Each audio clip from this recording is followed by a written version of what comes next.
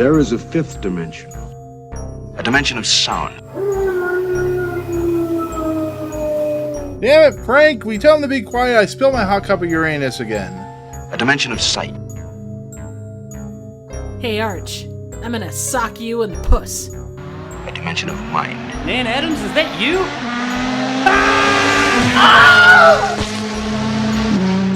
Next stop, the Twilight Zone. What's going on, everyone? Welcome to the Fifth Dimension of Twilight Zone podcast. I am, of course, your host, Nick, and we're here to talk a new episode of the Twilight Zone. Of course, we are, talking Rod Serling's favorite podcast as well as favorite TV show of all time. He wrote it.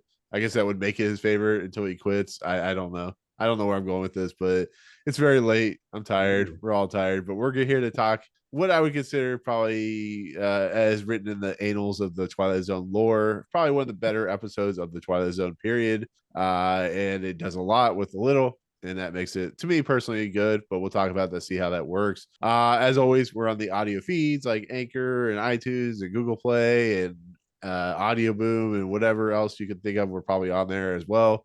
I'm sure we're on Rumble or whatever site that is. I'm sure Oh, it dude, just we don't want to be on magically shows Rumble. up there. I don't know.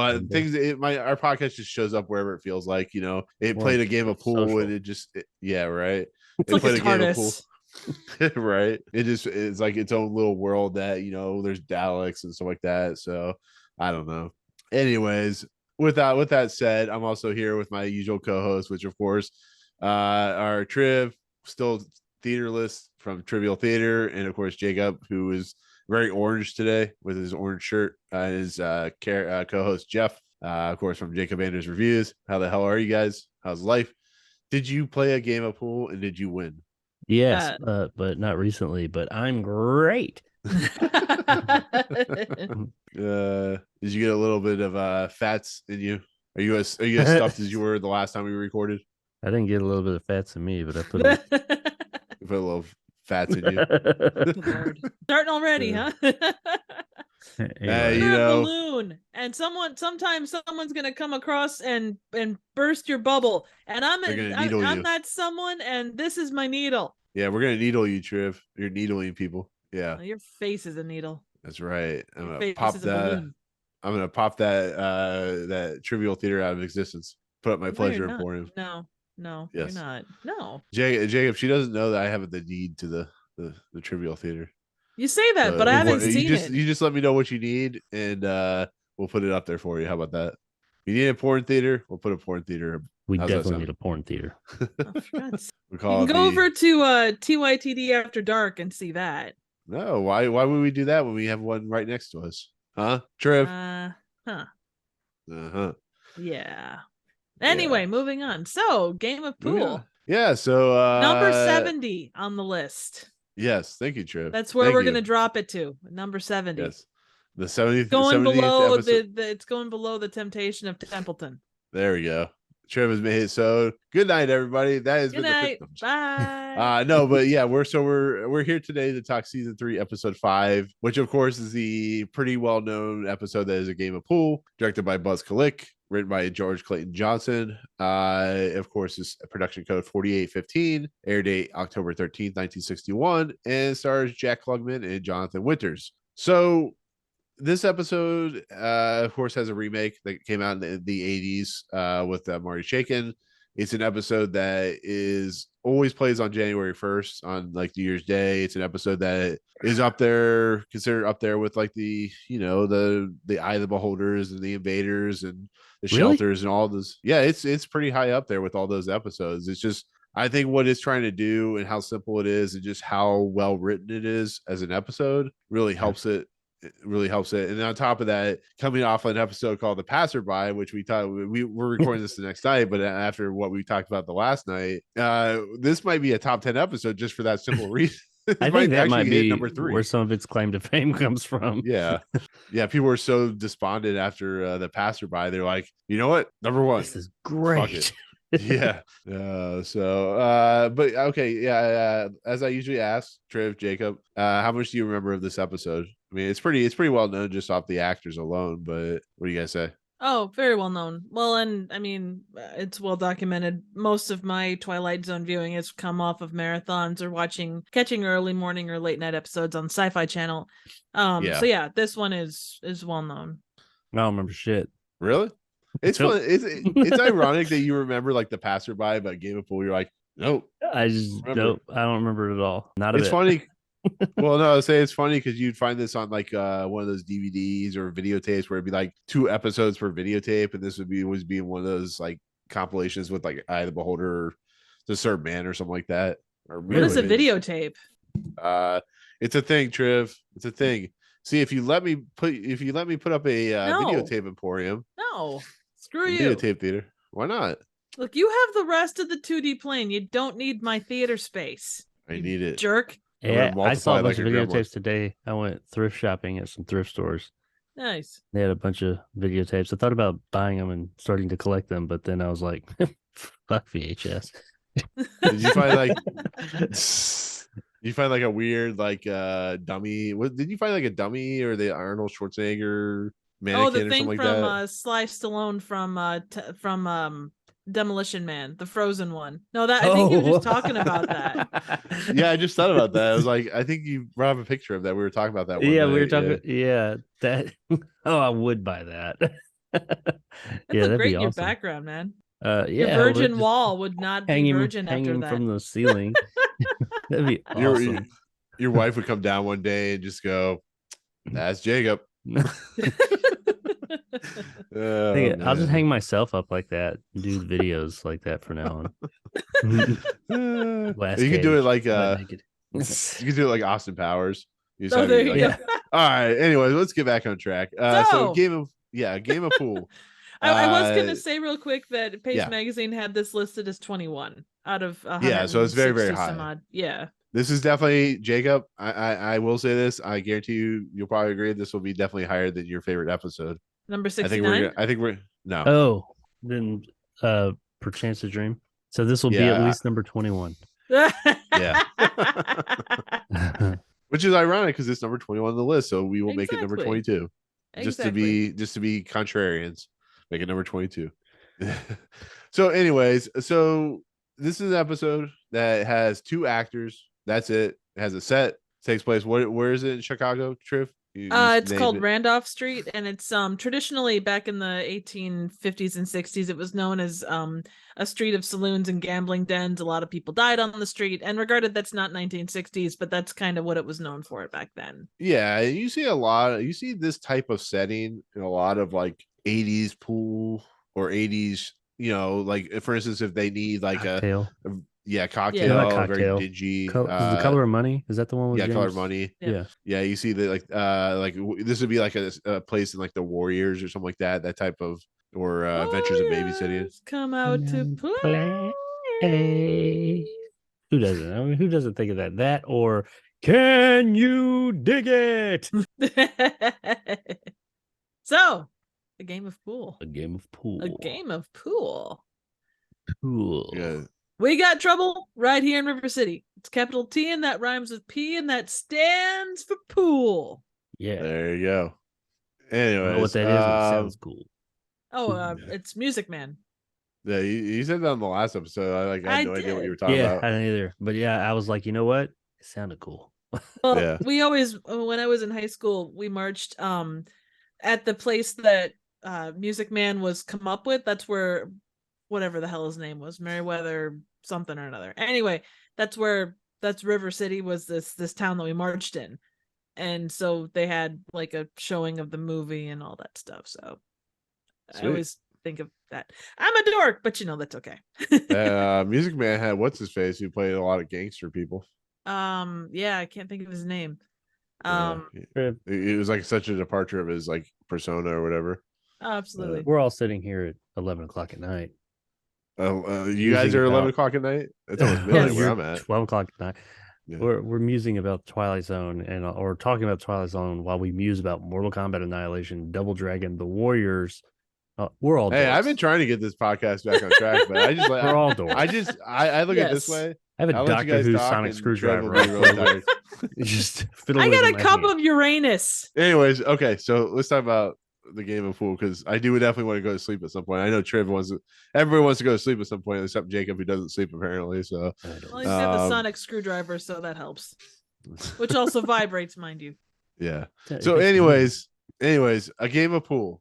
It's an episode that basically is two individuals in a pool house and somebody makes a deal and they start playing pool. But it's much, much more than that, which I feel is what makes the episode work because this could be a very, as we learned from the passerby, an episode that could be really boring. And somehow George Clayton Johnson's script, which they've talked about in the Twilight Zone Companion, is very well written, very tense, and very insane just with what's going on because it literally opens up with pool shark Jesse Cardiff, who's played by Jack Klugman. And he's an individual that is basically rambling and rating to nobody in the pool house because apparently he's the only one that goes there about how he's much better than Fats, whatever his name is, James Howard Fats Domino. Brown. Yeah, Brown. Domino. Whatever. You said points at something it. interesting. I want to comment Yeah. on. You're right. That story wise, probably an even simpler story than last week's Yeah. episode. But like, while we'll talk about where we think it falls and how much we all did or did not like it, it is leaps and bounds better as far as like keeping one interested in what's going on than last week's. And I think this one probably had less to work with, Absolutely. like story wise. You know why? Why this one is better? Because of anal? Good direction? Yeah, because No, because they were working with balls. Yes. yeah, definitely. Yes. They were just Big, like, they're just like, shiny hit them balls and it will eventually come to us. Yep, they Think were that's playing with all sticking kinds of balls. balls. That's what the passerby was lacking. Definitely. Yes. No balls. Exactly. But like the nice thing about this companion is sometimes when they actually put some effort into it, which I don't know how you feel about this companion. I think we've talked about this before. I think some episodes because they don't look up like highly upon them, there's like no real effort put into like the actual for instance the passerby. Like it would have been nice to see some actual what do you do?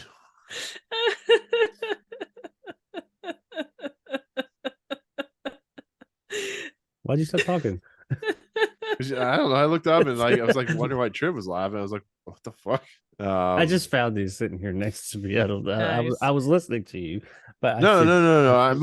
what I was saying. I'm the kid that went and poked all the meat at the grocery store. Okay. Were you That's the what one she that said. like took the grapes off? You like eating the grapes out of the thing before, like they're like, you didn't pay for that. Like, no, you just keep eating them. That's what I did. Nice. I poke But holes in no. meat. Right. But like you go into this companion and it's like some of the episodes they don't even like spend much time on, which I understand like they're not great episodes, but like for instance, a game of pool or Eye of the Beholder, they spend like a lot of time. Like for instance, this thing talks and it has like actual script stuff in it, which talks about like how Yeah. well George Clayton Johnson's script was, and it says for instance like it says Jesse incredulous, it's impossible, nothing's impossible. Fat says some things are less likely than others, blah blah blah. It just says it goes into like how the process of like script writing can be if you do it properly, and I think that's why this episode works as well as it does, because it takes two characters who are essentially in essence are essentially opposite ends but the same, where they had a passion for something, but the passion behind for instance, if you want to be good at something, you feel like you have to like constantly work at it and be the best, and if you don't take time, as Fat says later on the episode, it will come back to haunt you and I'm overtake honestly you. surprised that this is put up there with something like Eye of the Beholder. Well, I'm I mean, not, like, it's not trashing the episode, that. but- Yeah. No, it's not like that high, but it's like in the annals of annals. Yes, I said annals of Because just like anal. episodes. No, but the like the Lex or the annals of like how good the Twilight Zone can be. So I wonder if I that's don't why. know. Because what you said and like what we were talking about a minute ago, how it's like they had so little to work with story wise, and it is just like a one single set, and it's a very minimalist episode, like all around story wise, everything. But they kept it interesting. Is that one of the things that people are like, oh, that's what's so? I mean, we'll talk about this in a bit, I guess, after we go through the story, but like Is that why people think it's really great? Because oh wow, they made it work with so little. Well, I think if you look at the dynamic nature of the people involved, and given when you're talking about like a death road after the Civil War, you're not going to sit there and be like, yeah. But Fuck you yeah. look at America. these two characters, and they are very dynamic. Yeah. The way that they play off each other, everything about them, they're a good duo, and they kind of push and pull back and forth. And there's a dynamic reason that they're having this discussion, the competition, this life or death struggle thing based on a game of pool. I mean, Bill and Ted's Bogus Journey is not necessarily the best of those movies, but what makes it fun and interesting is you toss in this game of chance, and that's such a classic trope. Twister. Yeah. The best way to inherit or to instill a sense of dread and like uncomfortableness, just throw a bunch of water on people. Just make them look I like was they've gonna been say sweating. fondling balls. Turn off the but AC. that's- Yeah. Well, I mean, fondle the balls too, but make sure the AC's been turned off or the fans have been turned off, and just let them sweat it. It's like that's why the scene in Airplane when he's trying to like land the plane, he's just like pouring down sweat through there's like a meme or GIF or whatever with Yeah. Jordan Peele with all the sweat coming. That's the way to do it. Like you add in those nice little touches, and like with Somebody's off the shoot. out of shot with a squirt bottle just periodically coming up. Exactly. But I mean, basically, like I said, it literally is Jesse thinks he's better. He wants to prove he's better than Fats. He's obsessed. He is just, this is all his life. This is all he cares about. And that's when Jonathan Winters comes into the mix. He comes in and says, I'll play you. And it's a life and death situation because Jack Klugman apparently doesn't realize dead people don't really want money. They want, as Shang Tsung says in Mortal Kombat, I want your soul, that type of thing. So, I mean, Your soul is mine. Right? You gotta point at the camera when you do it. Yep, exactly. Make it 3D so it comes out and like touches you. Like, There's the There's a thumbnail right there. You're just pointing Right. at the camera. Yep. You have to over enunciate and make your mouth. Your soul is mine. Yes. My jaw popped But- like a bunch of times when I did that. Oh. But I mean, like, what do you guys think about that? Like the setups, the act breaks only, or the act is only 9 minutes long before the actual game of pool. But for instance, the big thing that Triv and I talked about before you came on, Jacob, was how much it costs for the pool cue. Did you notice how much? $600? Is that what you Yeah, said? in He said 1911. 600 in 1911, and it would have been worth 19K today. God damn. Yeah. Yeah, I'm like, That's made out of man, some motherfucking mahogany or something. right? Shit. It's like the pool cues of like the samurai swords or something. It's got like a fucking Harry Potter dragons thing, like core. Like you take that bitch and Expelliarmus. Magic Basically. fucking pool cue, Basically. Jesus. Is It's that a how stick. the porn right? That's what she said. Okay, so Fats is like very the way he talks is like, no legend dies. Is he smiling like that? It's kind I'm of scaring just me. listening. See, the funny thing is when I talk, I look up, so I'm not paying attention to the screen. When I look down, Jacob's like, I'm like, what the fuck? I try to look at my camera, but I'm always looking at my screen, so it looks No, like I'm no, it's probably just not paying the way you were attention to looking. It's like You usually have that you like, creepy you're like like the it's girl. like, what is going on? The what is it, the overbearing girlfriend meme where she's like, Or the guy who hasn't lost his virginity, the guy he has oh, that bad weird, luck, creepy smile. bad luck. What's that? Brian, bad luck, Brian. Yeah. Honestly, I Um, was thinking about the movie Smile from last year. Or this year? Oh. Last year. Yeah, Yeah. some year I saw that. Movie's awesome. I like that movie a lot. I got like a promotional poster. Actually, my daughter got a promotional poster. She went and saw a preview of it. So now you just have a person smile. You have Kevin Bacon's daughter Fucking staring red at you smile. and smiling. It's somewhere in here. Yeah, man. But no, Anyway.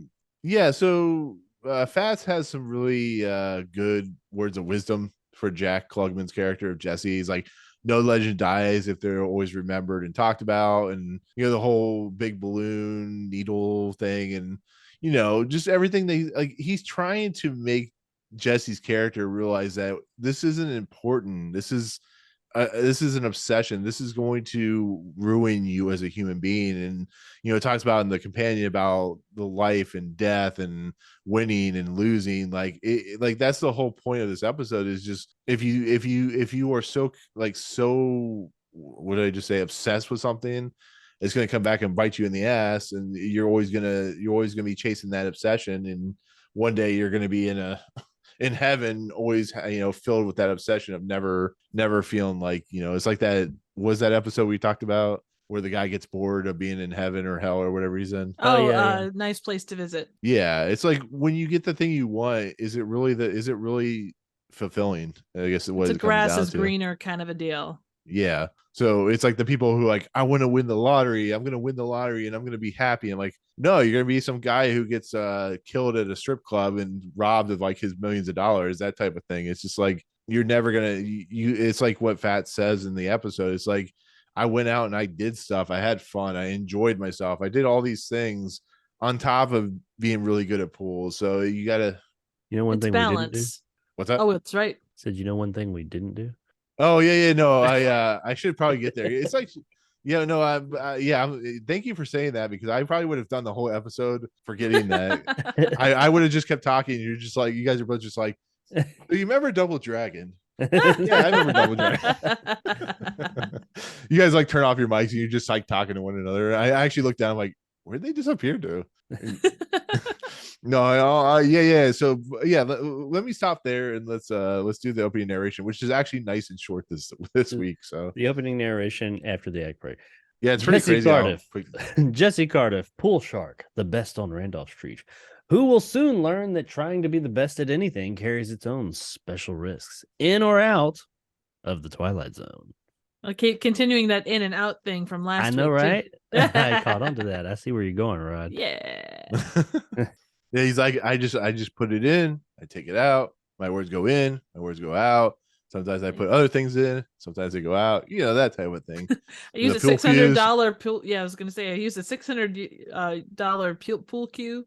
Yeah, exactly. That's another thing that's kind of interesting, is the idea of like spending $600 on something like that. I mean, even today, for instance, buying I don't know, $600 on like a PlayStation or something like that, or an item. It's interesting what we are willing to spend for like the top of the line stuff. And here he's spending $19,000 essentially on a pool cue. It's like buying that baby grand piano or something like that. But before the act break, like I said, it's the lead up. They talk about, they haven't played, but they make the deal of life and death. If he loses, he, dies. If he wins, he lives. But what do you guys think about that setup and stuff like that with the opening narration? I think that Fats tries to pull some tough love, because they go back and forth and the scared straight. Oh man, yeah, it is kind of. But you get that, like, Jack Klugman and John Winters. My God, just the back and forth, and just the measured, logical voice of experience versus like the highly emotional like guy that was something to prove. I love the back and forth of these two. It's just, you feel it, Mm-hmm. Is Jesse the original Gollum? Is he too obsessed? He's gonna fall down a volcano. Is that how he died? I don't think he's quite that obsessed. I mean, he sleeps on the table, but he doesn't hold his pool cue at night and go, "My precious." Although he does kiss a ball, so yeah, take that how you will. I thought up to this point, I mean, I was on board. It was I thought these guys, a lot of this episode, what I did like about it is these two guys and their chemistry, and they're just how they work off each other and play off each other was really good. Like last week, we had another episode that was mostly just two people. And there's some other people, two people interacting, and it was just like there was nothing there. I mean, they could have been talking to a brick wall and then pasted it together. These guys, they really had kind of chemistry in their characters. I don't know. I just enjoyed whenever they were doing their little back and forth. I do have a big question. I'll wait till the end to ask about Fats and this situation. But when we get there, I'll ask that question. It could derail everything. We'll see. Damn it. This is episode 69 or episode 70, isn't it? Son of a bitch. Yep. Podcast over. We've lost. But actually, let me ask you this. I'm sorry. I didn't mean to cut you off there. There was I I like some of the analogies about this, about like the big hunter and has his big gun and all those types of things. And I like the idea of like the one line that actually, it's not really the line, but it's the expression about how Jesse believes he hasn't done anything for years and nothing, and nothing feels like he's the best. And that's how I feel like on YouTube sometimes, doing YouTube videos, where I feel like I'm chasing, I don't know, chasing stuff for years, and I don't feel like I've done anything, even though I've done like 1,500 videos or some shit, and I've actually done quite a bit, but I'm always chasing that like grass is greener when probably never get there. I don't know. I don't know if that makes any sense, but sorry. Yeah, I think there's always that shining example in the distance, like, because you do. For all of the, any of us can say, hey, you know what, I do this for my own enjoyment. I do this for the people that show up. You can say that, and there is a lot based in that. But at the end of the day, there is that thing about, you spend your time on this thing that you care about. You want people to see it. Even if it's not about the money and all the rest, it's still, I have made and put my heart and soul into this thing. I would like someone else to be able to see it and appreciate what went into it. I think that since you are now the king of YouTube, or you could challenge the king, you need to like challenge somebody like Jeremy Johns or Chris Stuckman. Yeah, there you go. Well, Chris Stuckman just got like hacked on Twitter.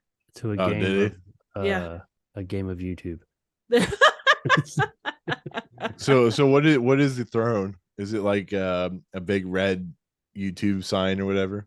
It's one of those big plaques, like the 100,000 or 1 million sub plaque. A game of YouTubes. Yeah. Oh my god. But yeah, I mean that's the first act. It basically is a setup. That's all it is. It's how Jesse is, how he is. It's how Fats is trying to explain to him that this isn't worth your life, that you need to do something better, that you can have fun doing it, but you also got to find some lot in your life. And then of course the second half, which is most of the episode, is basically how I thought it was funny because of watching this, and I was thinking about that episode of Fresh Prince of Bel-Air where Will and Carlton go to a pool hall, and they think they're like big shit and stuff like that, so they take on this like hustler who's a very good pool player, and then of course Uncle Phil has to save him because he's really good at pool too. So it's the same thing here. Fats is basically allowing Jesse to feel like he's winning, and then he pulls his big dick out, or his big Q, and shows him the way. Wow. This is the way, as they say. He shows him the way. This is the way. School's this motherfucker. I will also say I love the way that they use Dutch angles and Star Wars wipes. Did they? Did they use a bunch of Dutch angles? Yeah, they had like during the actual pool match, it was a lot of like tilted things, and they had a lot of wipes going. So lots of wipes. Yeah, they wiped themselves. They did after they rubbed them balls. You gotta exactly rub them sweaty balls. You gotta wipe them down. Yep, very much. Rack them. Ooh. One other thing too, and this is back to the first or before the act break, but I really love the way that they introduce Fats. Like, he's off in the shadows and they light him from underneath, so he gets this very kind of haunting look. I thought that was cool. Yeah, like he just comes into there's no like fade in or anything. Like, didn't we talk about this before, Jacob, where like the fade in stuff is like really not great? It's just like the fact that he just comes in and leaves at the end of the episode. There's like no, they do like a crossfade. Like they did that in the 88 or the 80s Twilight Zone version, right? And it does kind of take away. It's kind of like, oh, that's effect that's been done to death. They did it in the 2002 remake of last week's episode. Oh yeah, it was so bad. I was waiting for him to play like some. I was waiting. Yeah, play some 2000s song. It was so bad. All he needs is like the chimes that as he goes away. I do like the way Fats and eventually Jesse are called is like they're like in a waiting room at a hospital. Like, caller number 5. I thought that was pretty good. And all they got is pool. That is literally all they have. Pool and balls. They got balls. And sticks. And a $600 pool cue. Sticks, yep. And a chair in the case of Jesse. Sticks and balls and sticks and balls and sticks and balls. But yeah, so first Jesse feels like he's on top of the world. He's up 299, whatever. He's doing well. And then of course Fats does what Fats will do. and he starts schooling him, and basically he runs up the board on Jesse, and Jesse starts sweating like a motherfucker, and then it gets to like 296 to 299. And I love the tense nature of that. It's funny how a game of pool or just playing pool and the way they shoot the best thing about if you want to do tense nature in movies or TV is just have the close up of the scene and just have the close up of the face and the tense nature of the face. And that's what's happening here. It's like it's very simplified, but the tense nature of being close ups or what work. I don't know. And you do see them both sweat, which was pretty cool. Yeah. Mm-hmm. Like there are stakes on both sides because, you know, I guess, do we want to talk the ending or are there other things to hit before then? Well, no, because what I wanted to talk about is, you know, how, like I said earlier, Jonathan Majors goes into the whole spiel about, you know, he went out, he made love, he did all this kind of stuff, and you're sitting here in a dirty pool hall, obsessing over my You said station Jonathan of a Majors? what's that? You said Jonathan Majors? Did I? Well, Yeah, I mean, yeah, Jonathan Majors. Yeah, Jonathan Winters. Yeah, I was like, wait, is he making a joke? I don't want to say something that was supposed to be funny and I didn't get it. No, I mean, I can see Jonathan Majors redoing this if he doesn't in trouble anymore. I don't know. Yeah. But yeah, but like I said, they get down to like the last few balls, and Fats is purposely missing them to set up, I guess, to set up Jesse winning in the end. Because I don't know, like I said, you said there's an alternate ending to this, like a original ending. So it's interesting if this is all reshot to the point where, you know, like how much of it is reshot to have that like that the ending that it has currently. Basically it was the last ball, when that drops on was essentially reshot, or at least in the script form. So it was in script form, but I think they just probably changed the scripting. So initially Fats basically wins the game, and then he basically tells Jesse that, you know what, you're a 2-bit loser, you're always going to be a 2-bit loser. Had you won, you would live forever. I'm out of here. Peace out, bitches, basically. But he basically like drops the hammer on Jesse and says, you know what? You're just another 2-bit, hoser. You're never gonna be what I am, kind of a deal. Yeah, you said you liked that ending more, right? I thought it was given, depending upon how you look at Jesse's character, like he is such a, like, being that pool is his life. Like he has nothing else. There's that he needs to be put in his place because he is so caught up on being this thing. He needs to be served up some humble pie. I think it's a better ending. I don't think it's a better Twilight Zone ending, and I think that's why they changed it. I can see that, yeah. Because it doesn't have that. There's just no. There's no humanity with it. Well, not just that. There's just no gotcha twist or anything like that. And but that's the thing too. The twist really doesn't come until like the prologue, yeah, or the epilogue. But I mean, it's there. Oh, and yeah, with that other one, while I think that's a more poignant ending, and I like it, and I think it actually pays off more of what the episode is, what their dialogue throughout, especially what Fats is saying to him throughout the whole thing. I think that original ending fits better with that and pays that off more. I think that the ending that they gave it is more commercial, or is more sellable. Yeah. I mean, and there is still, even though we all kind of figured. Well, and I think too that you can both endings do a morality tale thing, but they do it from different angles. One is be careful what you wish for. The other one is, you need to understand. Yeah, exactly. Stop trying to chase the win when you said something interesting a minute ago, and I got to ask, because you had said that, and I don't know, was that the direction it was going? Fats was purposely missing shots. Was he purposely missing the shots? Because that's the thing.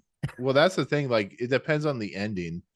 The ending plays in the whole ending plays into, was he doing that on purpose to get out of the whole situation? Because you see, he's like doing the I don't know, like Ghost thing at the end or whatever from the movie Ghost, where he's just like, thank God it's over with, or whatever movie that happens. Like that's the reason this ending is so, depending how you play it. He's either, then why didn't he just do that earlier? Because that's kind of the thing is, he's living through, and what Jesse ends up being is living through pretty much an eternity of having to defend your title. Right. And, you find out that it's really not all that. and it kind of sucks. Why didn't he? If he has the ability to lose, why didn't he just lose earlier? See, I mean, if I it's don't that know bad, that why not? he. Or Yeah. is it a situation to where like he physically, because of he supernatural stuff, he can't play bad? He has to play his all, or is it supposed to kind of also be a a commentary on him that he is a lot like Jesse, to where like he could lose, but and while he talks this big game about how there's more to life than just that title, he can't bring himself to just let it go. Could that be it? Yeah. That's Well, why I mean, he yeah, won't because that brings lose. up, like, if he's not allowed to lose, yeah, that brings up the whole idea of like, is he doing it?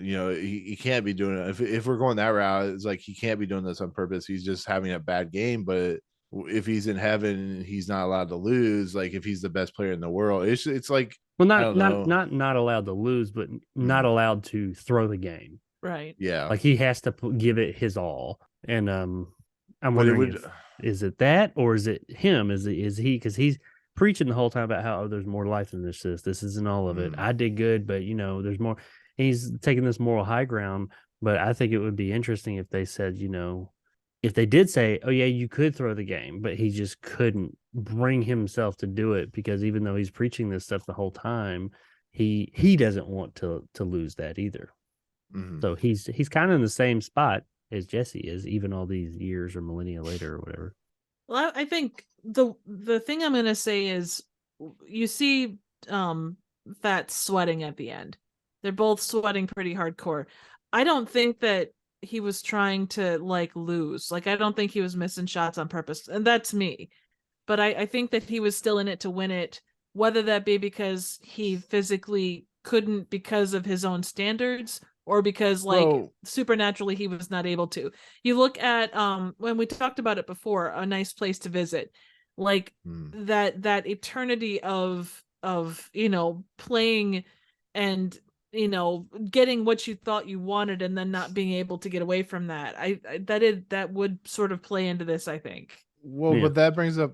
I'll say that brings up the problem though. Like, so he's not missing. He's doing this as honest as he can, but then he misses like a simple shot at the end. It's like, is that something that he did on purpose, or is that something that he like he just had a bad game, or like, I mean, every major person has a bad day. I mean, the best of the best always have bad games, but it's just like, it seems like such a simple shot to miss that I don't know. At that point, he might have been able to, kind of, I don't know, because at that point, because he had to say to him, well, I have to tell you, when you become the best, blah, blah. I don't remember the line, but I am obligated to tell you.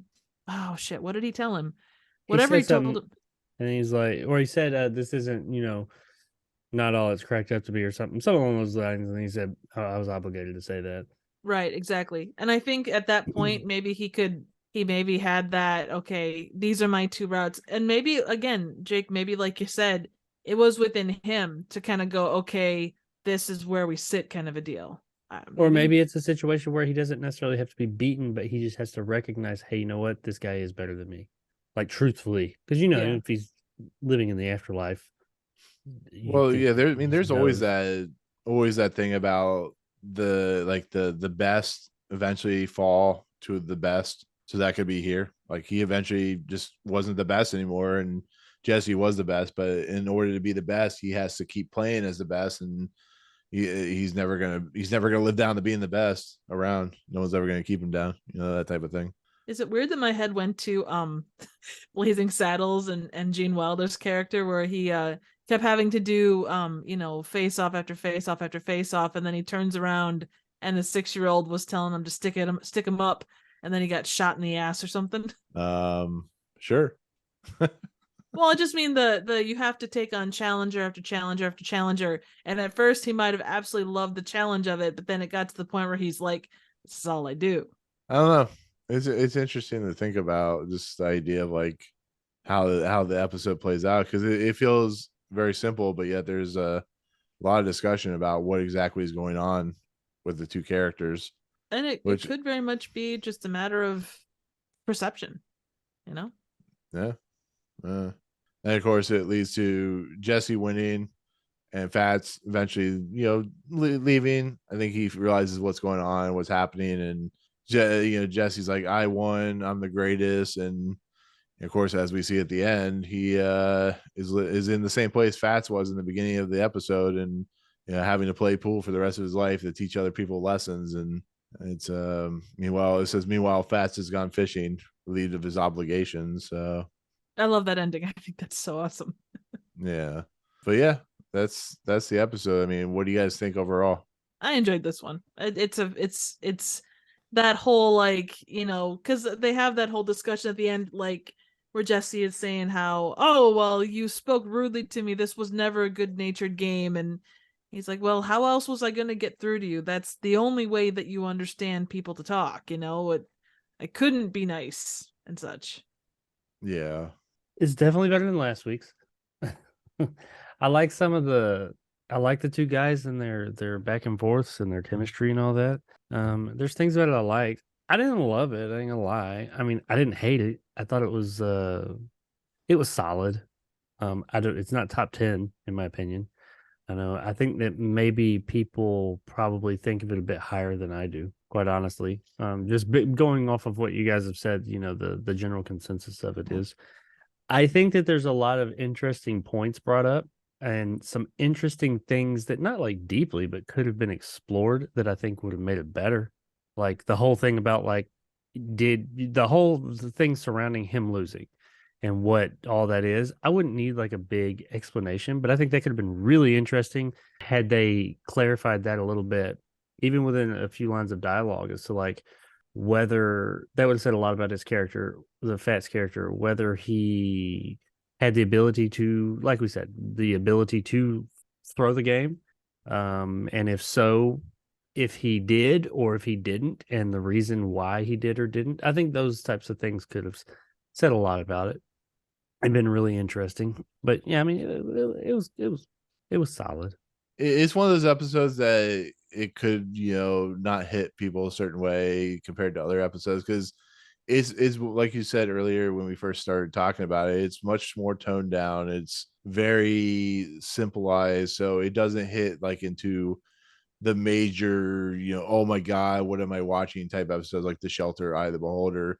I don't know. I think it's just, I think what helps it as well is like you could have gotten two no name actors that don't have a lot of experience, but you get Jack Klugman and Jonathan Winters that are able to sell this somewhat interesting, to depending on how you feel about riveting story, or if you don't feel about that, which is fine. But I mean, like I said, I really like it on the simple fact that it brings up a lot of questions about like what exactly is going on. What are you willing? How far are you willing to go in your obsession of things? And is it worth the ending payoff? I guess in the end, is it worth it to you to lose sight of it? It's like that movie Up in the Air when George Clooney's like obsessed with like traveling, and he goes back to his family like halfway through the movie. He feels like an alien, that type of thing. It's like your obsession can ruin everything, I guess. I don't know. Mm-hmm. Yeah. So, well, and I will say too, like the fact that Jonathan Winters was known for like comedy stuff and all of these things. Like he showed up in the Mad World as one of the more goofy characters, and this role was so incredibly arrow straight. Like he played it really well, and they brought him on board for that reason. He just, I don't know. I thought he did an incredibly good job for not normally playing roles like that. Yeah, he won the Mark Twain Prize for American humor, so he obviously was a well-known, well-beloved comedian in a lot of respects. So yeah, but yeah, that is in essence a game of pool. Like I said, it was remade, and it has an alternate ending, and yeah, there you go. So with that said, let's go ahead and do the closing narration. That's the opening. Mr. Jesse Cardiff, who became a legend by beating one, but who has found out that after his funeral, that being the best of anything carries with it a special obligation to keep on proving it. Mr. Fats Brown, on the other hand, having relinquished the champion's mantle, has gone fishing. These are the ground rules in the Twilight Zone. I love that closing narration so much. Yeah, He's going fishing. Yep. Yeah. He's like, but to think about it, sorry. No, that's all I was gonna say. Is he's out. He's Yeah. gone. He done. just the idea, like it was. I just thinking with the end there, it's a game of pool, but like you said with the closing narration, it's that thing where you have to keep defending. Like you play that one game and that's all you want, but then you get stuck playing more and more and more to defend that one game in a cloudy place where all you have is a pool table. You don't even have like a beer. No beer in the Twilight Zone heaven. Nope. Maybe a cup of water either. Yeah, exactly. Cigarettes. Yeah, a pitcher of water. Yeah. But yeah. With that said, that is season 3, episode 5 of Twilight Zone, which is Game of Pool. So with that said, let's do the Twilight Zone ranking list, our last segment, which is the greatest ranking list of all time, because I said so. Yay. Is this a top 20 episode? I think so, but 35.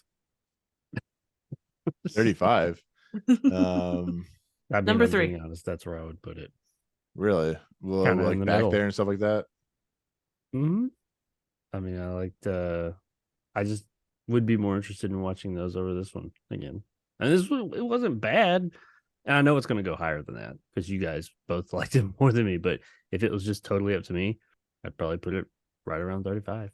that's I fair. didn't like it. I liked it more than A Passage for Trumpet. Which also but- starred Jack Klugman. Yeah, well, but like The Whole Truth, I enjoyed that one more. Prime Mover, What You Need, Mirror Image, yeah, kind of on the same level. So you like 2 more than this? 2. I know Those, we just watched Charles Bronson and Elizabeth Montgomery. about the same level of enjoyment. I think this one had more to say. Well, no, I mean, no, I'm not going to say that. I think both of them could have had more to say. That's my biggest issue with this one is it had things to say, but I feel like there was more it could have said easily that would have made it very thought-provoking, and it didn't. I mean, it leaves it totally open, so I guess you could say that it did, but I don't take it that way. I mean, like I said, I don't just like. Yeah, it's pretty much on the same level as 2 for me. So I mean, 2 was 25, but I'm just like looking at them, and I'm like, what would I want to watch? Most Unusual Camera. As goofy as that is, I enjoyed it more than this one. That's fair.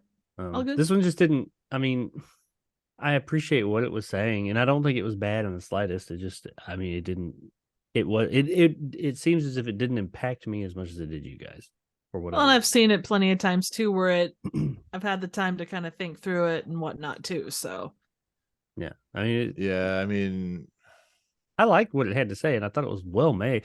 That is the one thing I will give it is that, especially in comparison to last week's episode, where they had, like I said earlier, they had more to work with, and they just kind of screwed the pooch on the execution. This one, they had less to work, to have so little to work with and make it interesting from beginning to end. I think that is an achievement. Am I going to like bring it up in the ranking because of that? Well, no, because I was looking ironically in the 20, 21, 22 spot. Just for the simple fact that I do think this is better than For Chance to Dream. I do think it's a lot better than People Are Like All Over. It's an opposite day. I Holy think crap. most things are better than Perchance to Dream, but I did have to set that aside because I think a lot of the stuff under Perchance to Dream is better than that. So for me to say it's number 20, I mean, yeah, because I would always rank this higher, but that, like I said, your feelings on Twilight Zone and my feelings on Twilight Zone and Trev's feelings on Twilight Zone are always going to be different on a lot of episodes. So we might agree. Like The Shelter isn't number 3, but like for instance, I like this episode, but maybe you don't. It's just the way it works. I don't dislike it. I just think no, I'm not saying you do. I'm not saying you don't. I'm just saying for it than I do. Yeah. I'm just saying like on a level of just like our enjoyment. Like for instance, you might like The Mirror next week, and I might hate The Mirror. And I mean, it's all your opinion. So that's how I have to look at it. But I mean, I think this episode is definitely better than 2. It's just on the acting alone and just the ending. And I can get behind that. Yeah. Like I said, they're as far as like they're very different, but as far as my enjoyment of them, they're right around the same. So to say this one's better than 2, honestly, yeah, probably overall, if I had to put those 2 next to each other and dissect them, I'd say this has more to offer than 2 does. I mean, 2 is pretty much, hey, war is hell, and just like the whole flags of our fathers and letters to Iwo Jima thing. Yeah. When everybody's gone and the war is over, we're all the same. That's its message. That's it. This one has probably a little bit of a deeper message, so I'd be willing to gladly go above 2. The problem is we have 100 yards over the rim over our most unusual camera. I have to actually flip flop those, to be fairly honest. But in retrospect, it's easy to say that too. We kind of Yeah, say, well, "Oh yeah, yeah. it fits in that mid-20s range," and then upon retrospect, we go, "Oh, well, now looking at this, oh, that one has this and that over that." So, that's in the moment decisions versus time to think about it. You're gonna get that. So, I mean, Trev, what do you think? Like, oh man, Better than the chaser. oh yeah, that goes without saying. I mean, I think we've established that just from the Tales from the Crypt. That's another opportunity. That's another spot where it's like, you had something great to work with, and you just didn't stick that landing. Well, and the thing is, having seen, like, I came out of watching this version, going, I really enjoyed it, and then seeing what they did with the '80s version of it, I do think not that it affects this, but like the '80s version, being that you have that kind of hot shot young guy versus the seasoned pro versus like, Jack Klugman, you could see as kind of a schlubby guy that spent way too much time playing pool.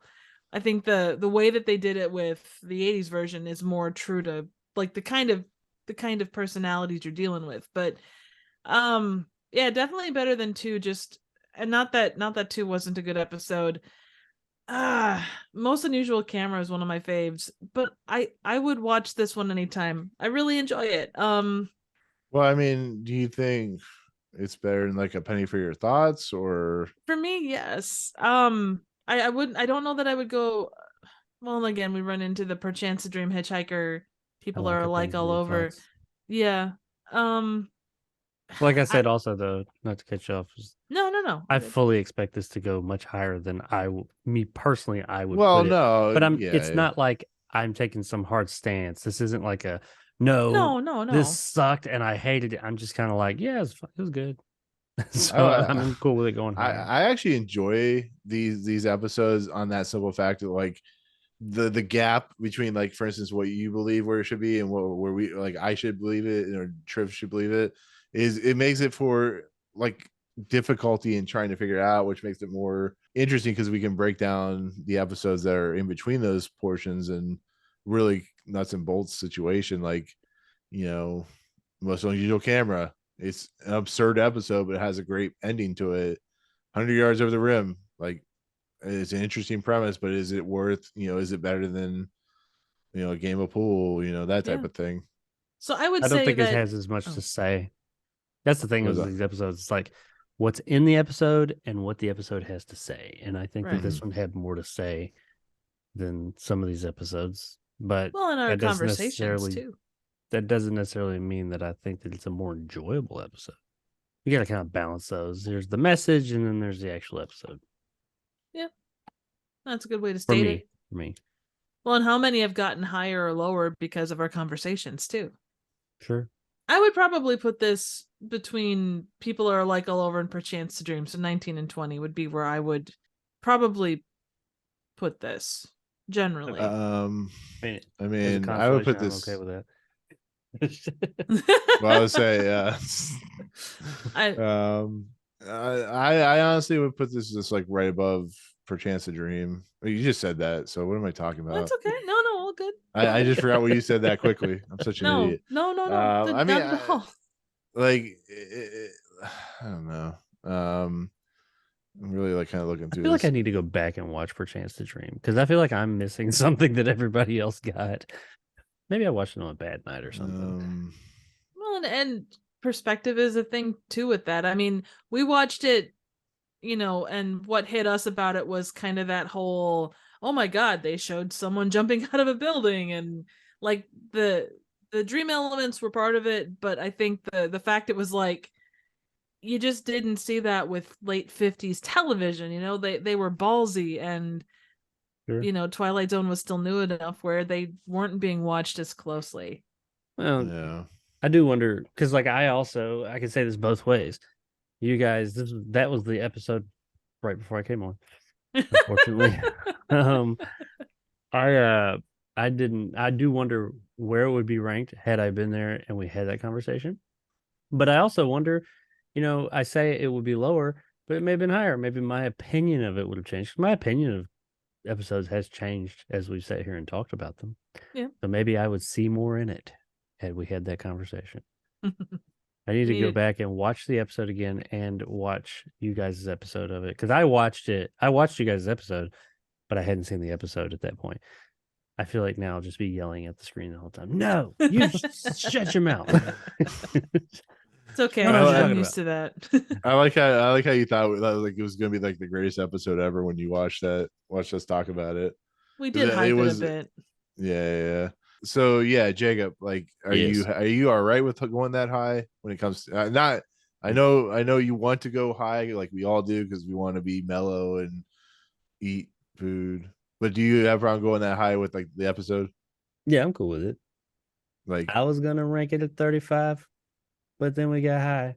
'cause Ooh. we Da, da, da, da. So here's the question: are we putting this above The Hitchhiker, below Perchance to Dream, or above Perchance to Dream, below People Are Like All Over? I'd say between just above perchance. Jacob's like, as a consolation prize, I said 35 originally, so I've gone down 15 points. If I got to drop it down, I can accept that. It's like, you know what? Little wins. Yes. The little things in life, right? Yes. Little things in life. All right. So yeah, I think like I said, that's a good compromise. So with that said, new number 20, A Game of Pool.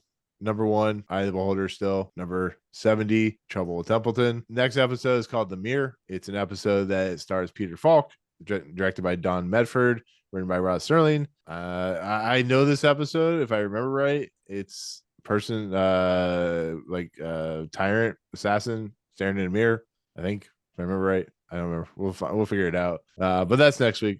Like I said, The Mirror, starring Peter Falk. There you go. Pre-Columbo. Pre-Columbo. Pre The Princess Bride. So yeah. I saw like the first 30 seconds of this episode because I watched it on Paramount Plus, and it went to the next episode. And it showed some Fidel Castro looking motherfucker come out. Oh yeah. No, I was thinking about that. Yeah, I remember. It's not a bad episode. It's not the greatest, but it's entertaining for a Twilight Zone episode. So we'll look forward to that when it comes up. But Jacob, we're going to shoot our balls out into the Twilight Zone in this episode. I know, Jacob, you love the blue balls. So Wow, that was a transition and a half. or I should say Trip Where loves is the it? blue balls, but we gotta. I caused blue balls, but we gotta bring it back. I like you have it on standby. But Triv, I'll go to you first. You have content. You're still trying to figure out your theater before I take it over, that type of thing. So I'm working to get it built, anyways, so you can't take it from me. I mean, I've already done the groundwork. So, but Yeah, anyways, you'd like to think so. right. Where's your content at right now? Currently, without theater? Currently nowhere. No. You can check out my back catalog here on YouTube at Trivial Theater. Definitely go over there. There's some beauteous type of things. You can also see me on Twitter and Instagram at Trivial Theater. Awesome, Jacob. Yes. I know you have content. I know you have videos that have probably released by now, since this episode's 2 weeks after we recorded. I sure hope so. Where can they find that content at? You can find it on Jacob Anders Reviews on YouTube, and also what's that one? Retro JKXY on YouTube. 2 channels, Yay. 1 man. Much content.